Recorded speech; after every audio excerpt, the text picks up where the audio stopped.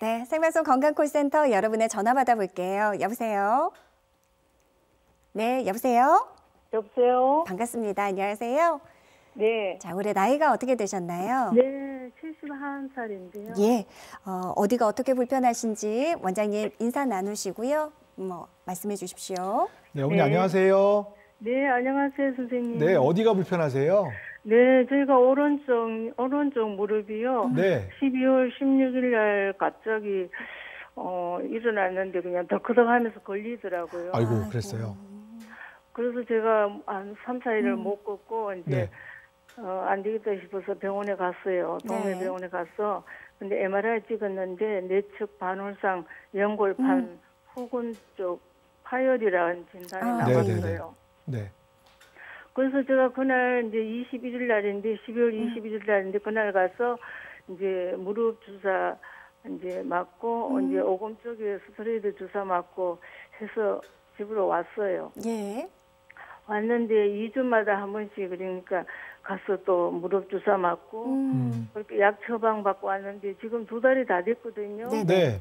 2달이 다 됐는데요. 이제 한 보름 전부터 이제 집안에서 걷고 밖에 나가서 한 20분, 25분 정도 걷거든요. 예. 네. 걷는데 제가 한 달 반 동안 이렇게 걸을 때 덜커덕하면서 걸리는 그 공포증이 있었어요. 나가서 제가 무서워서 잘 못 걷고 네. 뭐 가끔씩 또 이렇게 덜커덕거려서 그랬는데 지금은 좀 걸을 수 있는데 제가 선생님 궁금한 거는요. 네.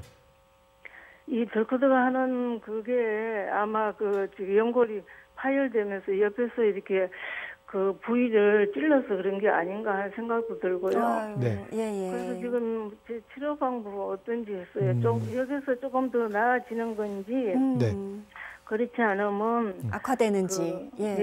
그래요. 관절염이 더 빨리 진행되는 건지 그게 궁금하고. 네.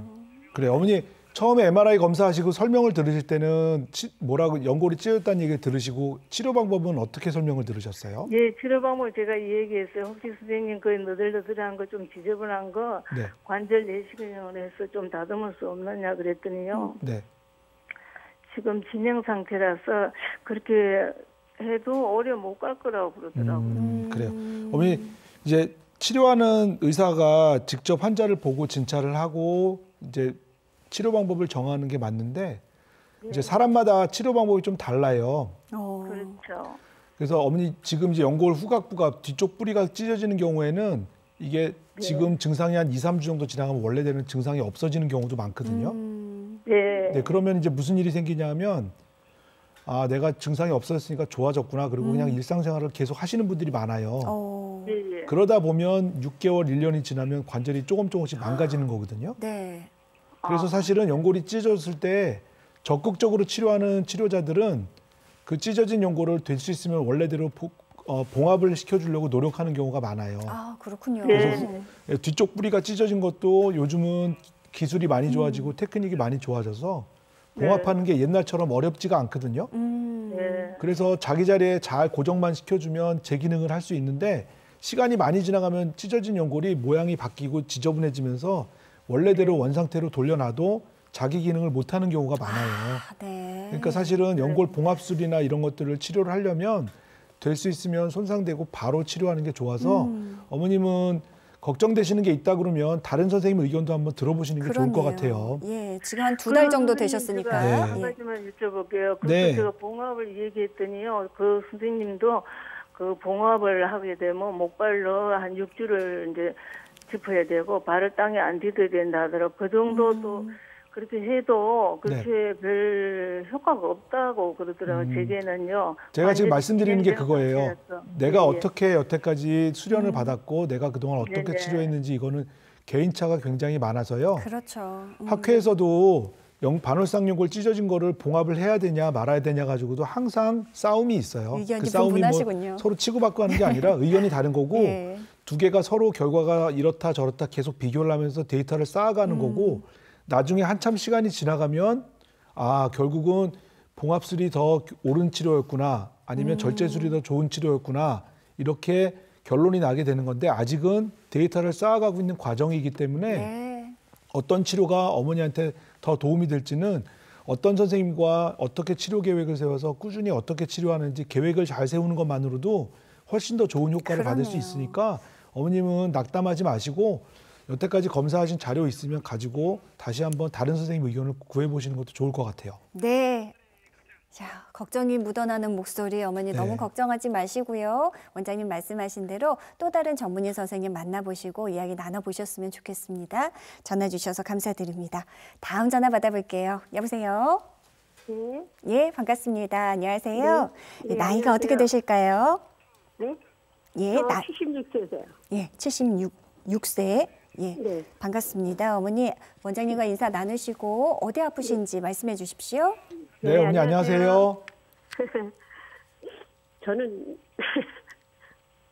웃음이 많으세요, 어머니. 어머니 편하게 얘기하세요. 저는 지금 이 방송 보고 전화 좀 드린 건데요. 네. 다리가 너무 아파갖고. 무릎이요?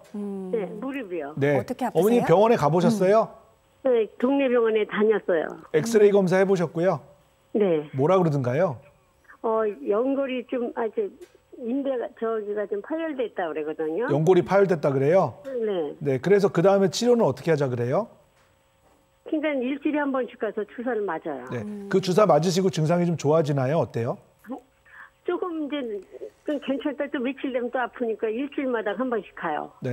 근데 어머니가 지금 처음에 무릎이 아프기 시작하신 때랑 지금이랑 비교해 보면 증상이 좋아졌다, 똑같다, 나빠졌다.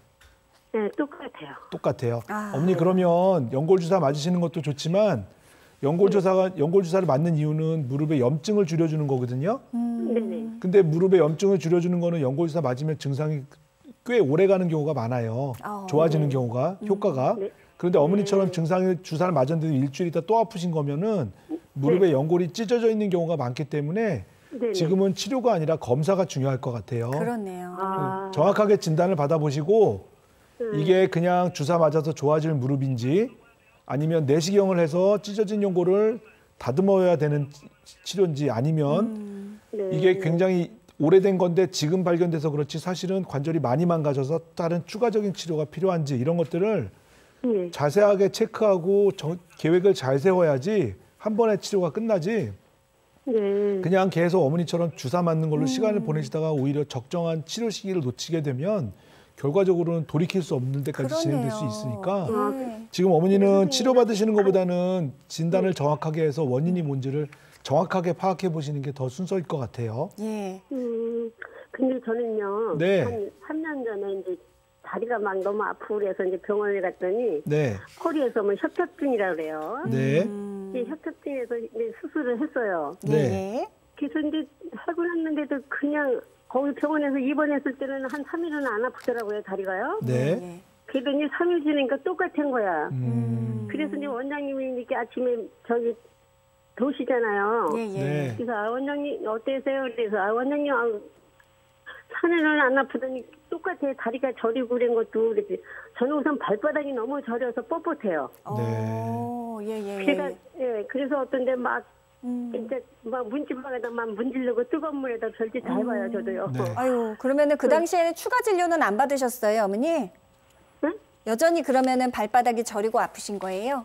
네. 아, 그러면은 원장님 이 부분은 또 추가적으로 진료를 좀 보시고 맞습니다. 치료하셔야겠네요. 그 보통 척추관 협착증 환자분들이 오해하시는 게 나는 수술만 하면 증상이 바로 없어질 거야라고 생각하시는데 기본적으로 척추관 협착증은 신경이 오랫동안 자극을 받고 손상을 받아서 생기는 증상들이기 때문에 그 자극을 없애고 신경이 자극되는 걸 없애주고 손상된 걸 막아줘도 원래대로 회복되는데 오래 걸릴 수 있고 원래 신경 조직의 특성상 원래대로 회복이 안 되는 경우도 많아요. 그래요. 그렇기 예. 때문에 신경 증상이 생기면 적극적으로 치료하고 빨리 치료를 해야 됩니다 말씀드리는 건데 그게 오래 늦어지면 회복되는데 굉장히 오래 걸릴 수 있고 어떤 경우에는 증상이 잔존해서 남아있는 경우도 있을 수 있으니까 네. 그런 것들은 허리 시술하신 선생님이랑 같이 한번 상의를 다시 해보시는 게 좋을 것 같습니다. 그래요. 우리 어머님께서도 역시 신경외과 그리고 정형외과 선생님, 전문 선생님 같이 있는 병원에서 한번 진료 받아보셨으면 좋겠습니다. 전화 주셔서 감사드립니다. 자, 오늘은 무릎 관절염 치료에 대해서 알아봤습니다. 여러분들의 건강 관리에 많은 도움이 되셨길 바랍니다. 지금까지 도움 말씀에 정형외과 전문의 김상훈 원장님과 함께했습니다. 원장님 오늘 말씀 감사합니다. 감사합니다.